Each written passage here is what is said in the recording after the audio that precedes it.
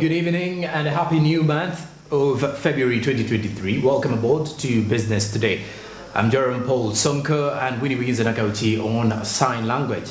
But first, a look at our top stories. In Business Today, a mix of opportunities and concerns for the tourism sector of oil-induced development. Free zones and ports open to small-scale industries, investment and opportunities expected. Social protection lobbyists petition leader of opposition over cut elderly budget. 121 billion to serve 306,000 plus older persons.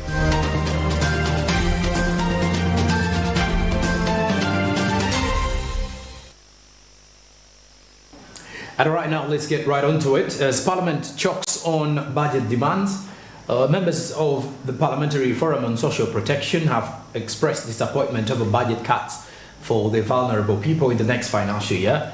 All this was illustrated while lobbying the leader of opposition, Matthias Mpuga, to join them as they push for better government funding. This and more with Samla Hanifa. Then conclude the matter. Just yesterday, Parliament approved the budget framework paper for the financial year 2023-2024, and most of the sectors have been affected with budget cuts. While appearing before the leader of opposition, Honorable Matthias Mpuga, legislators from the social protection have informed him that the social protection sector has been funded by donors for over 12 years, but they withdrew the support last year, and additionally, government has also cut their budget. Now that the donors have exited and we have taken over the mantle. But surprisingly, what we see in the National Budget Framework Paper for 23-24 is that the finances are dwindling, a severe cut on the money that is supposed to go to SAGE. According to Honorable Flavia, the budget for the elderly, which amounted to 134 billion, has been cut to 24 billion. Persons with disabilities cut from 16.6 to 3.3 billion. Street children allocated 20 million shillings, which cannot do anything. And so they seek reconsideration. And so in total, we require a budget of 134 billion, of which the budget framework paper has provided 24 billion.26. And for us, we ask ourselves whether now the money is going to be reduced to 5,000 each instead of 25,000.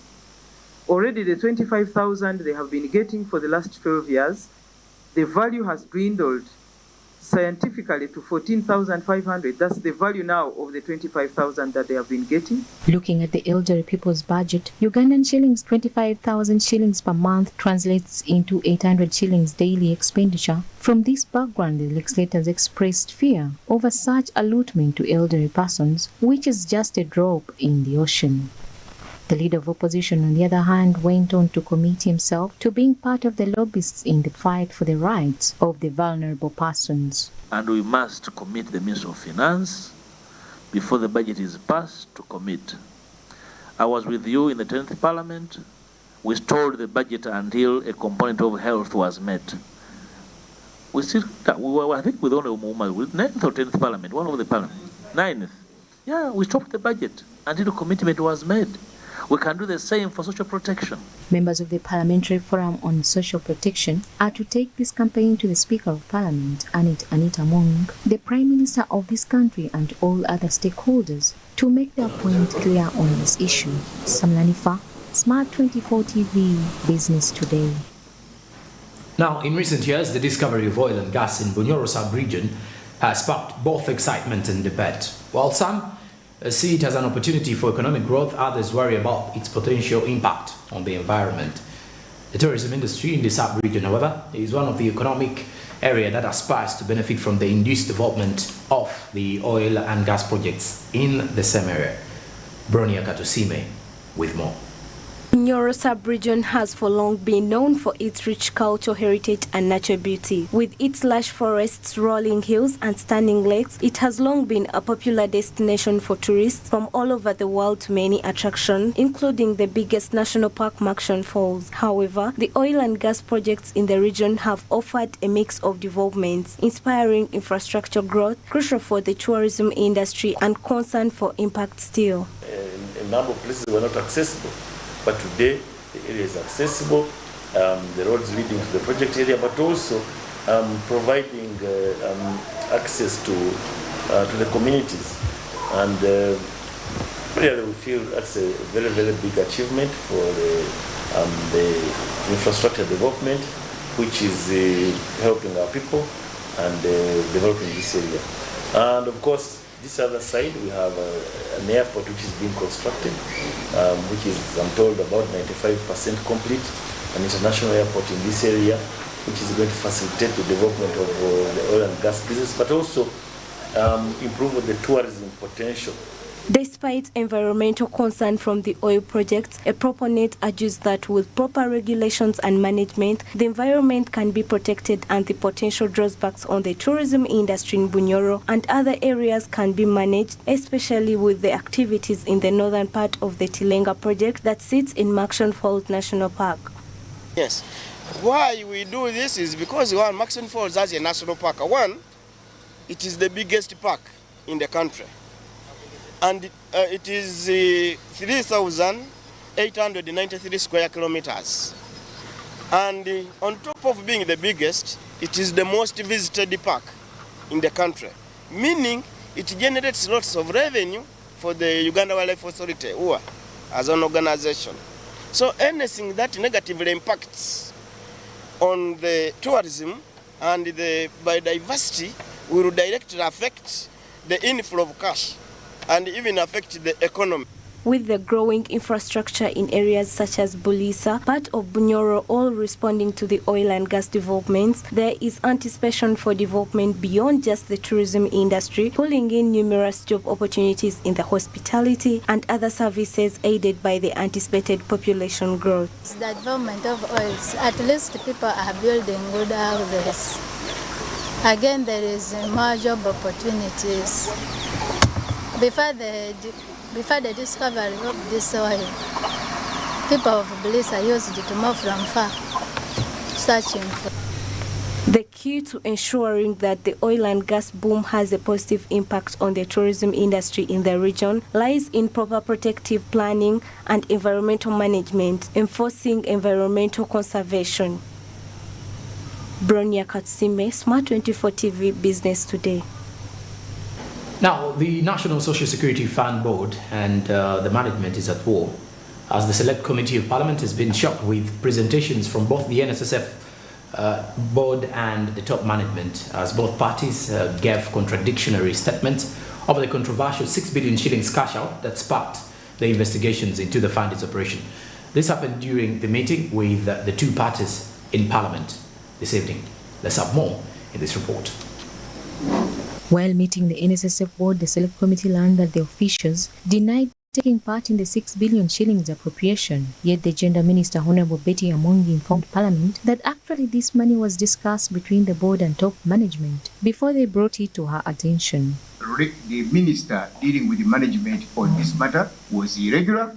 We have also stated for purpose of the record that the board was introduced this idea, but the board did not consider anything until the documents were to come through the normal procedure of investment analysis and approval. According to the board members, the only meeting they had with the minister was in regard to strategy and oversight, but as far as the 6 billion shillings is concerned, they were not privy to it. Of course not. We haven't approved the 6 billion. If I have to answer the question, that would be it. We haven't. We have not done so. Why? Because the board still is fully aware of the initiative that is underpinned under this project. So we know very well as a board. Contrary to the board, NSSF top management has acknowledged this money, but in their submission, they informed the committee that in their budget just 5 billion shillings was allocated in that regard. It's us who proposed the numbers to the minister. Which That's numbers? why in her approval letter, Which numbers are you referring to? the numbers were now for the 4 initiatives she had proposed, but they were broad thematic areas. Which numbers did you propose to the minister? We proposed about 5 billion shillings for the four thematic areas she had. So your proposal was 5 billion shillings? 5 billion shillings, yes. In her response, in terms of approving the entire budget, I've approved the budget, but remember the discussions we had That's why there's a reference to that discussion that are taking place. However, these may take to 6 billion shillings, and that's where it stops. The committee decided to put some management officials on oath, including Mr. Ayota, because they realized many conflicting submissions. I, Student Mwanje, swear in the name of the Almighty God that the evidence I shall give touching the matter before the Select Committee on the state of affairs in the National Social Security Fund shall be the truth, the whole truth, and nothing but the truth. So help me God. I, Patrick M. Ayota, swear in the name of the Almighty God that the evidence I shall give touching the matter before the Select Committee on the state of affairs in the National Social Security Fund shall be the truth, the whole truth, and nothing but the truth. So help me God. After the oath, they came clean and told the committee that actually it was irregular for the Minister of Gender to suggest the 6 billion shillings for the compliance and coverage item because it was not in her...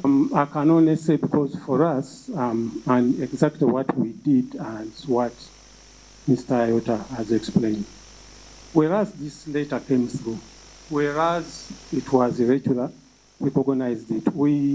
We have to also be cognizant of the fact that the minister is the overall boss. But so, by going back through the process, taking this back to the process, is an indication we are telling God that probably the instruction you gave us was not correct good governance. Earlier on, the workers' MP suggested to the committee that government should hire a foreign organization to audit the NSSF saga if they are to come up with a clear report because domestic farms have been compromised before.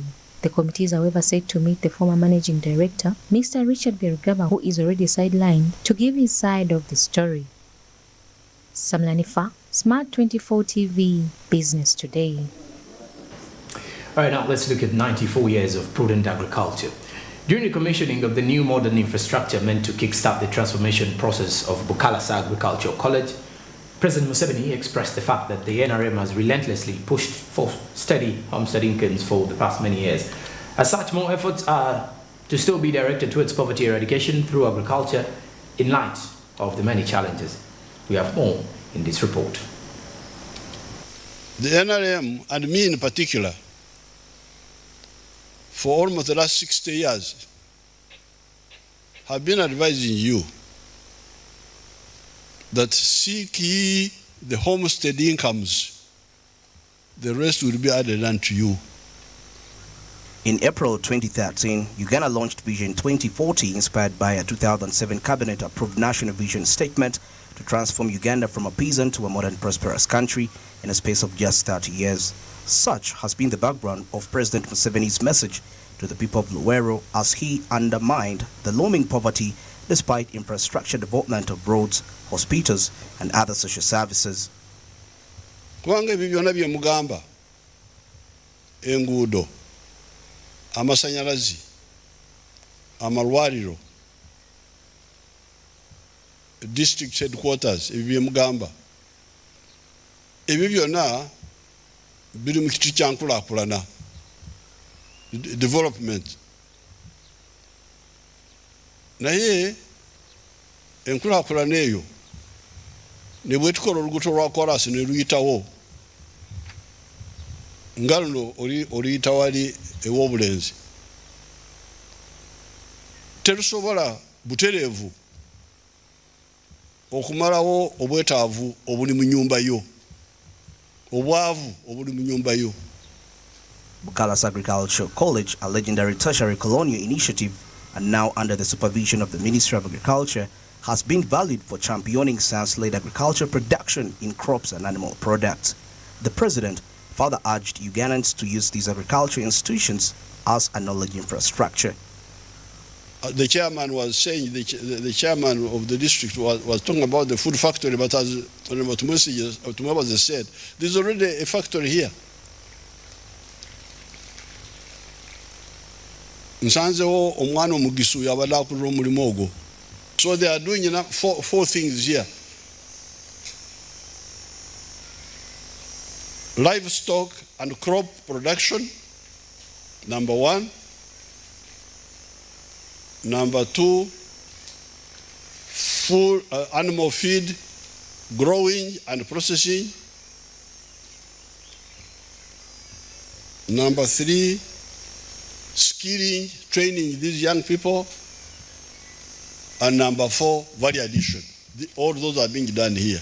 This is a big contribution, but you, the community, you must use it, must learn from it. The First Lady, who doubles as Minister of Education and Sports, Honorable Janet Museveni, informed the gathering that Uganda strives to transform its human resource. Bukalasa and other technical colleges are to quicken the industrial process. She was further happy to learn that Bukalasa has been equipped to add value addition to agricultural products, such as fruits, milk, among others. It is even more motivating now to know that Bukalasa has been equipped to add value, as you heard, to their products, such as fruits, and I was hoping milk, because we have animals here now. We really can pack the milk and other agricultural products in time. I was thinking, Honorable Minister of Agriculture, that we also can build silos right here so that they can store dry cereals and foodstuffs, so that when we have food shortages, we can get help from these agricultural colleges, or at least specialize in seed banking, because we are having issues with seeds, and these colleges should be able at least to do that. The college principal, Gelvan Kisolo Lule, informed the president that the commission's state-of-the-art infrastructure has not only benefited students but also farmers and groups from within and outside Luwero district to acquire agriculture skills. Your Excellency, the new infrastructure will not only support training at the college, but we also intend to use it as a business incubation center for farmers groups from near and far, and also for students. The fruit processing plant you have commissioned today can handle at least 20 tons of fruits per day. Your Excellency, we have already started working with farmers groups like Bachabumba Farmers Group in Butuntumula. We also have Basoka Kwavula Cooperative Society in Gomba, and we also have PK Farmers in Bamunanika. We intend to work with them on this project so that we can also enhance capacity at lower level. The Minister of Agriculture, Animal Industry and Fisheries, Honorable Frank Tumwebaze, expressed gratitude to government for prioritizing the Agriculture College to enhance skilling and innovation and upheaval for the market. When you go to the universities, the specialized faculties, you see products ready for the market. So one step perhaps we shall do as government, the Minister of Agriculture will sit with the Minister of Education to discuss how we can support these institutions to operate dedicated separate business arms that will help to commercialize their products. Bukalasa Agriculture College, originally established in 1920 as a cotton research center by the Imperial Cotton Research Program that laid foundation for the current Agriculture Ministry and success, has been prudent to the drive towards agricultural transformation. Andrew Barije, Monica Nabionga, Smart24, Business Today. And now let's look at matters cost of environmental conservation. The Ministry of Water and Environment Research has Environment Research Tank Appropriate Technology Center is on a course to promoting environmental conservation with focus partly on wetland resources as well. And the organized 3 days exhibition starting tomorrow intends to address key issues to avert diverse climate consequences in the face of climate protection and the World Conservation Day celebrations. We have more in this report. Uganda's land size equals 241,038 square kilometers. Of this, wetland cover has surprisingly reduced from 36,155 square kilometers, 15% in 1994, to 19,283 square kilometers, 8% as of last year. As climate protection gains force, Uganda, the United Nations, and other support organizations are working towards restoring domestic wetlands, a model for other countries facing similar challenges. However, we realize that there's need for double effort because of the rampant degradation which is still taking place, especially in the urban areas. Friends, today I challenge you to be part of the fight against this impunity, especially you, the media fraternity, and continued encroachment on the wetland, because the cost of inaction will not spare anybody.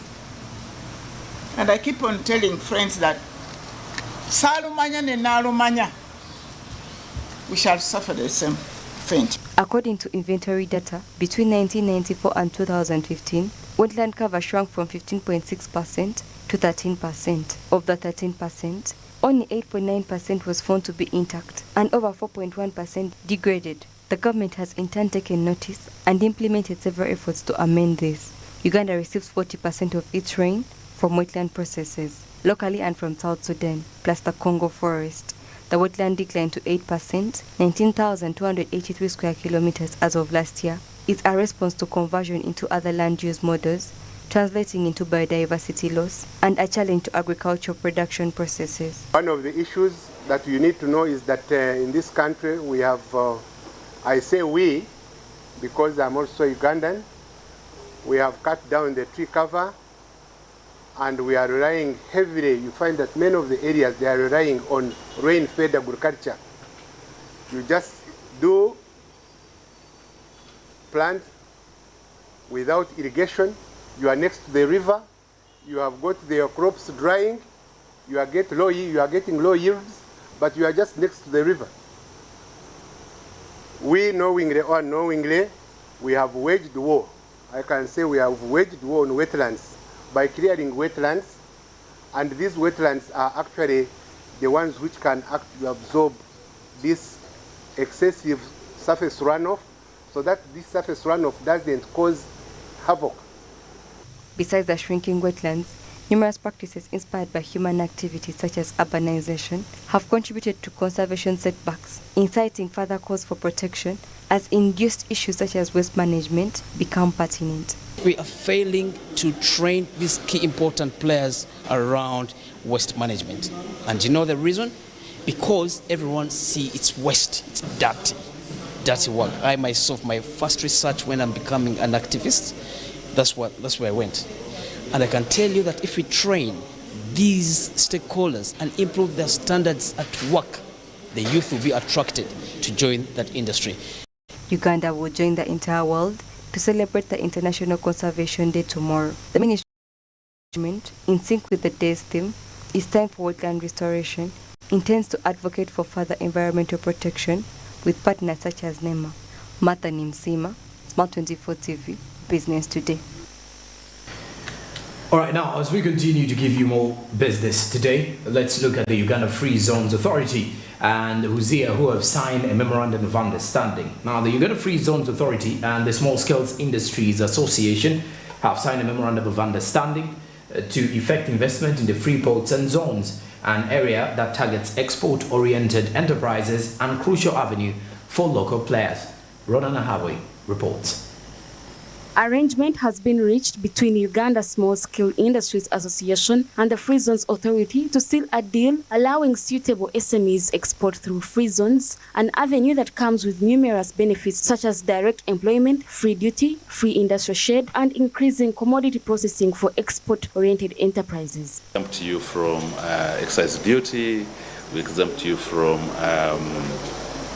other forms of taxes, but most importantly, stamp duty is exempted, but most importantly, and I want you to mark this, all inputs into the production process, inputs that are not locally available in Uganda, will be imported and are imported into this country free of customs duties. Among the many important things in this partnership is the anticipation to align market availability, readiness to export, and sustainability. Certification, quality. Okay, what are those standards that the destination markets require? Are we working together to meet those standards? Of course, as government, we work with the Uganda National Bureau of Standards, and we assist the private sector to achieve their goals and objectives. But also there's the issue of packaging and branding. That's very critical. Packaging and branding. I always say, if Uganda is looking to export anything, one thing, it's that label made in Uganda. To assert instance and cause, the authority is very inquisitive to know the ability of the association to sustain the market. Our biggest interest as we start implementing this MOU will be in working with us to profile small and medium enterprises that have potential to supply to free zones that are existing. So we shall share a list of the various free zones that, especially in the agro-processing area, to see how we can profile these SMEs, how much can they produce, how much can they supply, so that we go into formal contracts. In response, the small and medium enterprises express faith in their ability in terms of market access compared to a section of the bigger companies, as many of them even export to European markets. For example, we have some of our members who are into value addition, but almost 80% of what they produce is taken to the European market. Yeah, one of them I think is in leather processing, and they make a number of products from leather. But she is overwhelmed by the European market.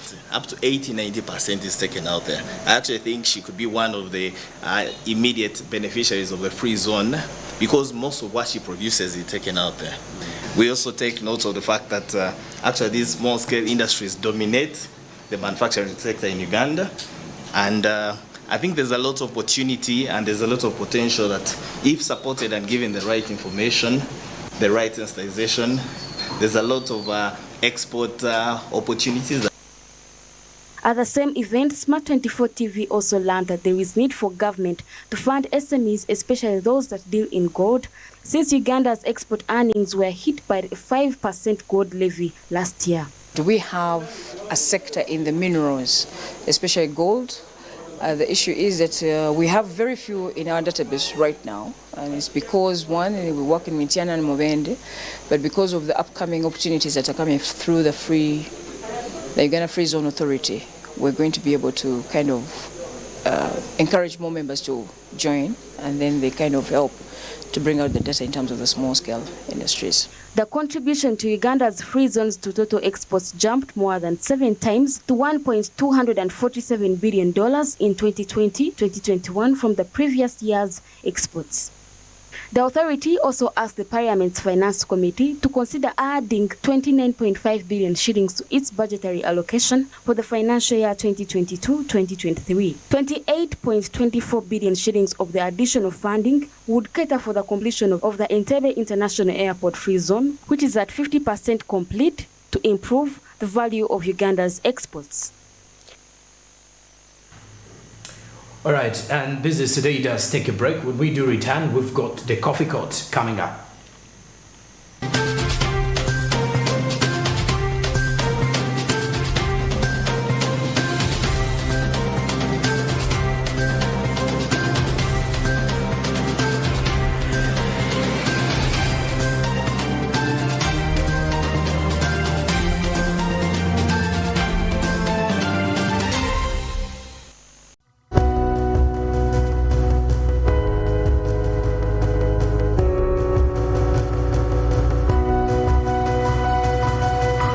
Smart24, driving business.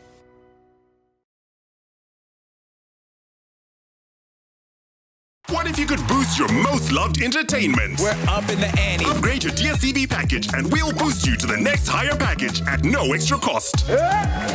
If you're on Access and step up to Family, you get boosted to Compact. You know what I mean. If you're on Family, step up to Compact and we'll boost you to Compact Plus. That's an absolute ripper. And if you're on Compact, step up to Compact Plus. You'll get boosted to Premium. It's gonna be lit. Step up and we'll boost you even higher at no extra charge with DSTV. It's super fast internet. Oh, it's a super camera. It's a super battery. Phone battery full. Yeah, it's a super deal. Get the Kabode Super from MTN now at a reduced initial deposit of only 49,000 shillings and pay the balance in Pola for as low as 833 shillings per day. Grab this Super Kabode deal this Christmas and get 2 GB of free MTN data every month for 8 months. Get the Kabode Super now from any MTN shop countrywide. Everywhere you go, MTN. Regulated by UCC.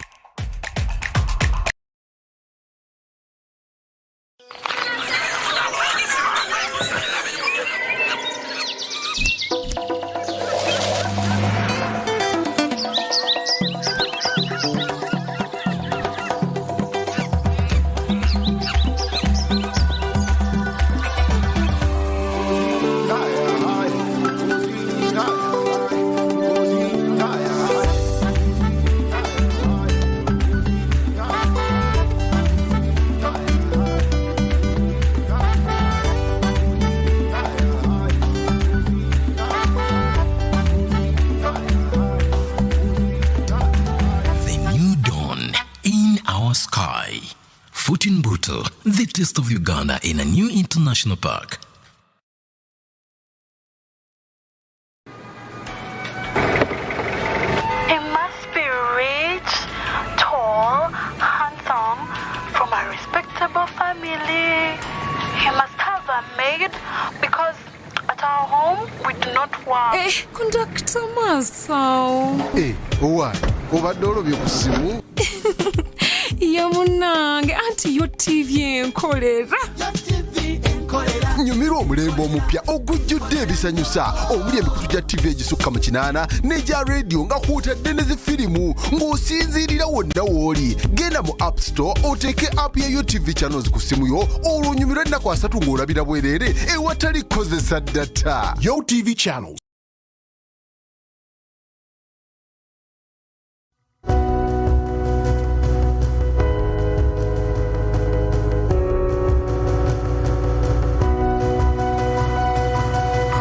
Smart24, driving business.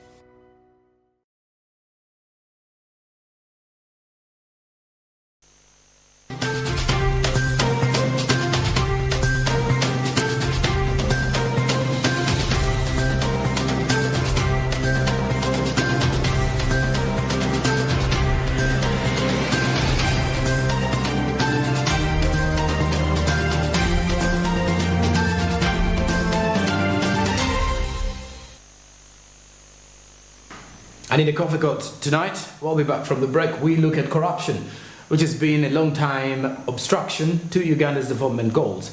Now, every hour, about Ugandan shillings 1 million is lost, expressed in natural resources, taxes, procurement, budgeting, among others. And in tonight's coffee court, Fred Makubia interacts with Marlon Agaba, the Executive Director of Anti-Corruption Coalition Uganda, on the extremes and repatriations and reparations of this particular vice of corruption in the country.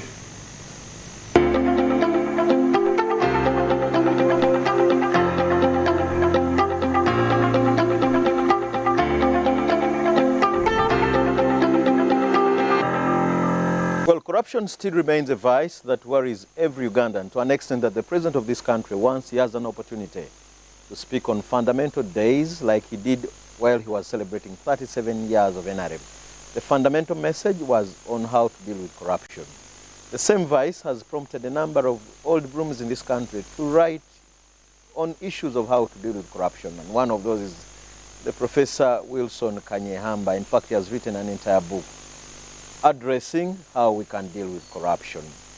Tonight on the Coffee Court, where we ask the critical questions, I am joined by the Executive Director of the Anti-Coalition Uganda, Mr. Marlon Agaba, to weigh in on how we can deal with this vice in this country.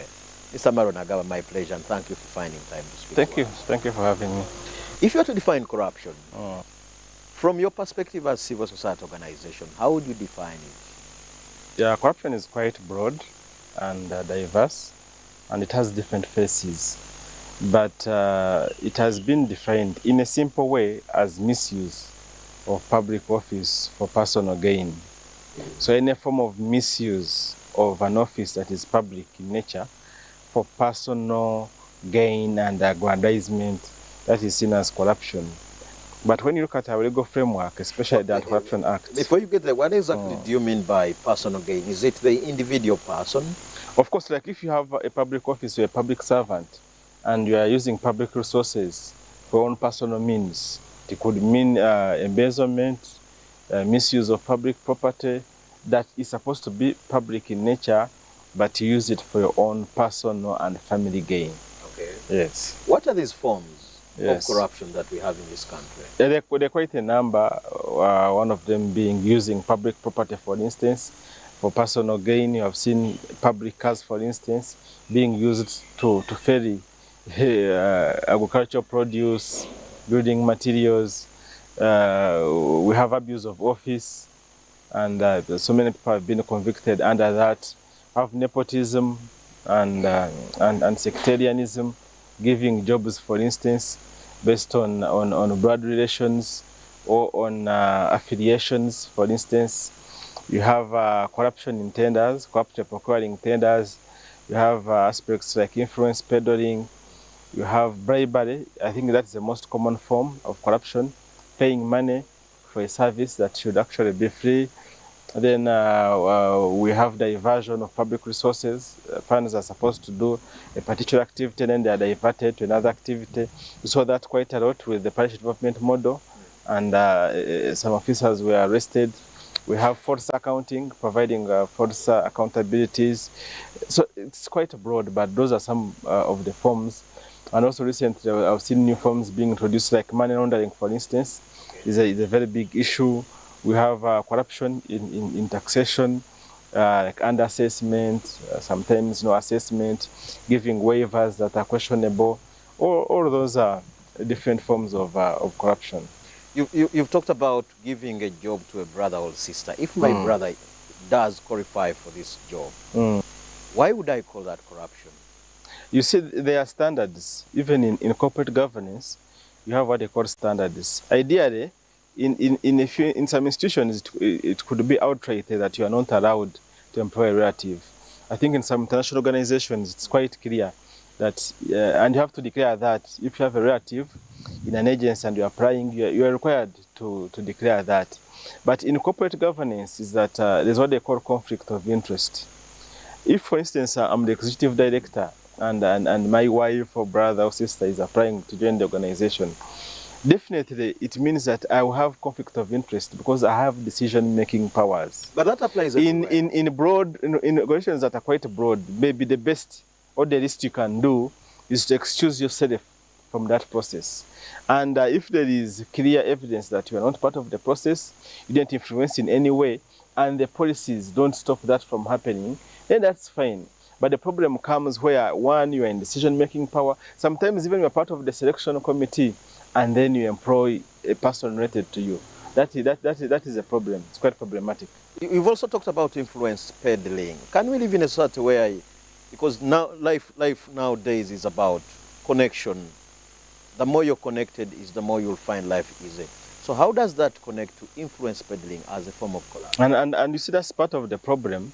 That it is known, because you can't live you can only survive in society. Yes. If there are people because we are getting mediocre people in important offices because of connections, because of relations, and because of other things, and this has become at an expense. I've seen in some of the public offices where people who are incompetent being hired. There's one place where at was a district where someone who had never been to a nursing school was hired as a nurse because she was related to the chairperson. And this is a person going to treat people. But because they had, it happened because they have connection. So it is happening, but that is a very big problem.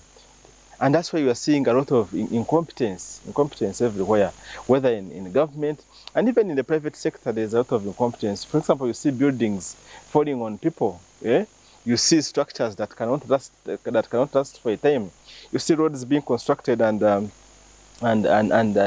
next day they're already developing potholes. That is part of the problem. Influence peddling, we're getting people who are not qualified, but just because they know someone, they're occupying public office. But we never hear you come out to talk about some of these other forms. You only concentrate on issues of money, issues of money, issues of money. I never hear you pronounce on issues of bribery, issues of influence peddling, to mention but we look at corruption in its entirety, and we look at the different forms as and when they emerge. The challenge may be that in most cases maybe bribery is the most talked about because it's the most common. It's what ordinary Ghanaians encounter on a daily basis, bribery, whether in the judicial system, whether at police, whether in lands or utilities. Bribery is the most common form of corruption. But even the other forms of corruption, they are there and you talk about them. And you see each and every form of corruption can be given a monetary value. Each and every form. So how do you monitor, how do you look at the bribery and turn it into monetary value? How do you look at the influence peddling and many of those and turn it into monetary? The bribery is quite easy because bribery usually is in terms of money. It's money exchanging hands. Of course, there are a few instances where people provide the property, like in the district service commissions. I've heard of examples where people bring cows in exchange for jobs or a plot of land, but that can also be monetized if you want. So all these different forms, there's a monetary value attached. If it is a teacher supposed to be teaching pupils and is not showing up in class to teach, what loss is the nation getting now or in the future when that child doesn't get the education it's supposed to be getting? These are the people who will be on the street because they have no skills. So each and every form of corruption has a monetary value attached to it. Whether it's also a doctor supposed to be treating patients but is not at the health facility, and we are losing expectant mothers, there is a loss. So as a country if somebody steals money in a public office and he puts up a road which will help you, help your children and help other people, why don't we let such people go? No, they've stolen the money and used it for a cause which is genuine. That will not happen. I haven't seen any thief has built a road. They are building hotels, and they are building hotels. They are building their own houses. Those provide employment as well. When they put up how many people? Let me give you an example. There's employment. You are supposed to build a health facility that one is going to employ maybe like 40 health workers. That two is going to be treating a population of around 100,000 people. You steal that money, you build your own house at home where you're only employing a maid or two and a gardener. What benefit is that to the people? Or even if you build a hotel, you're supposed to construct a road to help the people. You build a hotel. That hotel will only benefit you and your wife and children at the expense of hundreds and hundreds of thousands of people who would have benefited from that kind of investment. So you find that unfair? Yes, it only benefits a new people. It creates a class of artificial, super rich people, but who haven't worked hard for those riches at the expense of a population. So it just widens the gap and creates people whom you think are rich, but whom are, I wouldn't even call that richness really. So they aren't. Several scholars have come up to provide ways on how we can deal with corruption. The president, while he was in Kakumiro, said we are going to jail them. The IGG is saying it is important that we do a lifetime audit. Your take on some of these approaches, on if they can surely be better? One, the president has been talking a lot about corruption and how he knows the thieves and how he's going to deal with them. But I don't think he's serious on really dealing with the thieves. Sure. Yes, because he has been talking. What's your measurement? Let him act. Let him act. The measurement, we are losing 10 trillion each and every year to corruption. And how much are we recovering? Around 30 billion. That's actually less. The IGG is saying 20 trillion. Yes, okay. Even if it's 20 trillion, and then you are in charge, you are losing 20 trillion. So you want the president to ban them? You want the president to ban them? The president has power, and the president has so many skills and resources at his disposal that he can use to fight corruption if he decided to become serious on it. The president has been serious, for instance, on COVID. And Uganda did well on COVID. They have been commended everywhere. He did well on fighting Ebola. So why is corruption still a problem? Why aren't we dealing with corruption? But the commitment is not there fully to fight corruption. With the institutions like the State House and Corruption Coalition, with the emphasis on police and many other security agencies, I think he's done enough. One, there is some commendable work that has been done in terms of the legislation that we have laws to fight corruption. And then two, in terms of the institutions, I've talked about them. They're quite a number. Could be around over 15 agencies supposed to fight corruption. But then there are other aspects that we haven't looked at, that sometimes we put up institutions, but they don't have autonomy to do the work they should be doing. Sometimes it's an issue of funding. Sometimes it's an issue of interference in their work. And sometimes it's an issue of selective application of the law. And in fact, that all these good laws we have, they are rarely implemented. They are not being implemented. So yes, the institutions are there. We commend the government for that. But I think there is seriousness in terms of implementation. Can we implement the law? And can we put a lot of emphasis on recovery? Because if you're losing around 10 trillion each and every year, we are recovering around 30 billion. Because you see, corruption is about the gain. Somebody engages in corruption because there is a gain, they are getting the money. And if you don't take away that gain from them, then you are not effective at fighting corruption. So the effort should be on recovery of monies that have been stolen. That's when we shall really have good impact in terms of fighting corruption. Okay. What are other countries doing that you think Uganda as a country is not doing? Especially when we are dealing with this kind of vibe. Fighting corruption requires total political commitment, especially from the leadership. It goes beyond the political issue. It goes beyond politics. It can be a social. It can be a financial. In one way or the other, some scholars say it can also be a spiritual matter. One, we live in countries and contexts where leaders are respected and leaders with a lot of power. And you have seen in Europe, there are countries that can last 2-3 years, they don't have even a prime minister or a head, even sometimes no government. And this year everything is functioning well. That wouldn't happen here.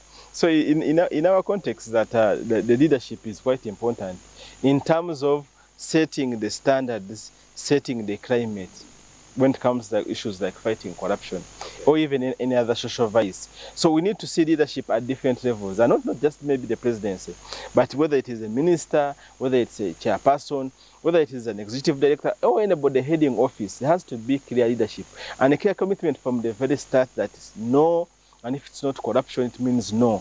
Not no for particular people and yes for some people. There have to be clear standards that are applied across board. So what about the other forms of the influence peddling and the bribery? So how can we monitor this? Because the financial aspect is very easy to monitor, the financial part of it. How can we monitor the other types? One, of course, with corruption, the problem is that now we have reached a level where corruption is becoming normalized. And you interact with people, someone tells, corruption is chintu bulijjo, ekyo kye kiriwo buli omu akimanyi nti enguzi weeri. When you have reached that level of corruption, it even becomes so hard to monitor. But you see, it comes with the kind of climate that you have set. We are not here. I mean, our parents tell us in the 80s, 70s, yes, corruption probably was there, but not at this level. So we have set this climate, we have enabled the corruption to thrive.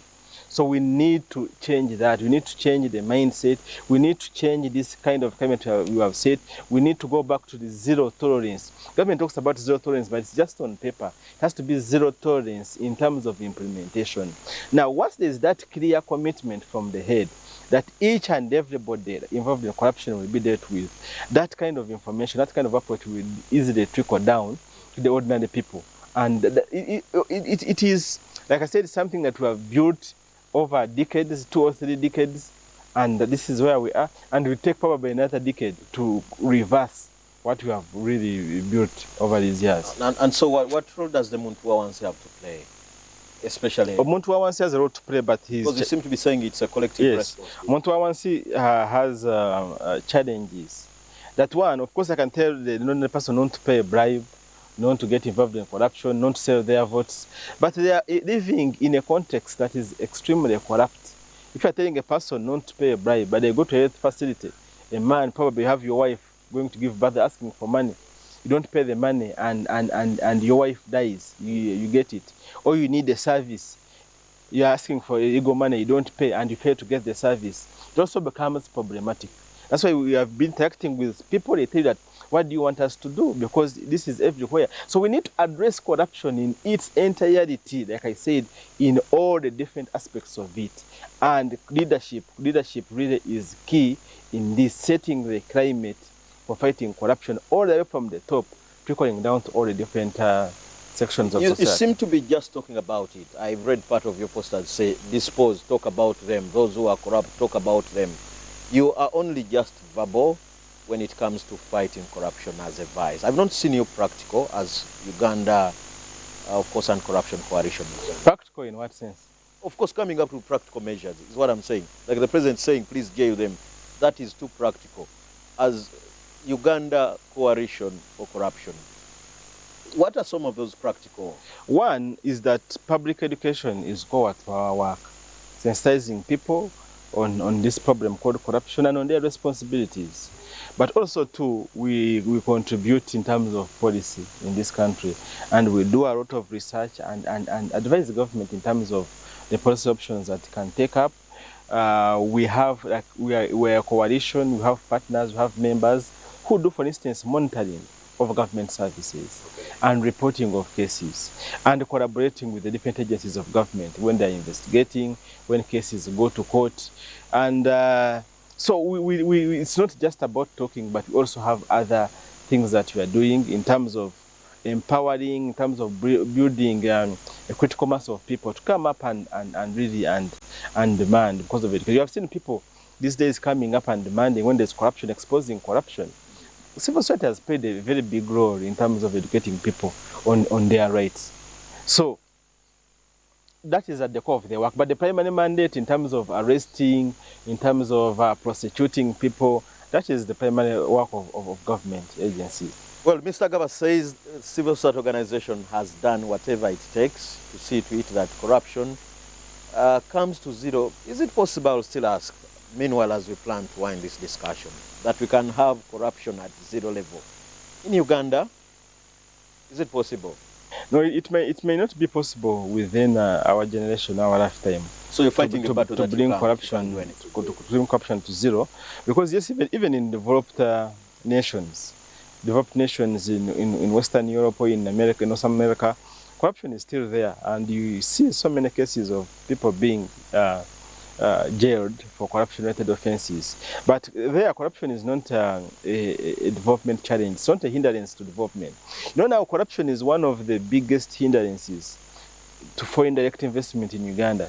And companies in Europe or whatever, they look at corruption as when there were at least 5 hindrances, corruption would be in the top 2 or top 3.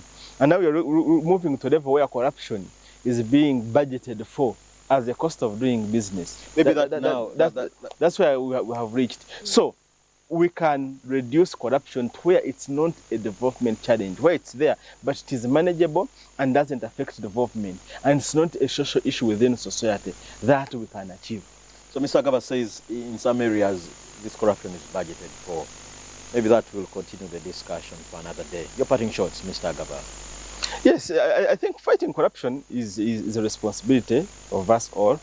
But what is important, like I said, is that leadership is very important. And leadership is at different levels. Whether in your home or in the office, wherever you work, you can make a difference in terms of fighting corruption by saying no and setting a climate where corruption doesn't thrive. Mr. Gaba, thank you for finding time and speaking to us. One of the most important words of a man are his last words. Like he did say, it is our collective responsibility if we are to manage this vice called corruption in this country. This is the Coffee Court.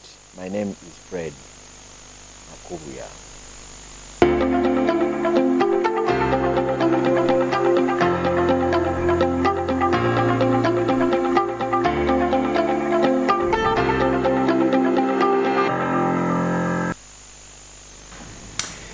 And now, let's have a recap of our top stories.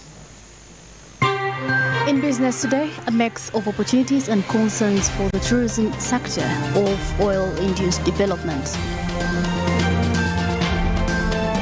Free zones and ports open to small-scale industries, investment and opportunities expected. Social protection lobbyist petition leader of opposition overcut elderly budget. 121 billion to serve 306,000 plus older persons.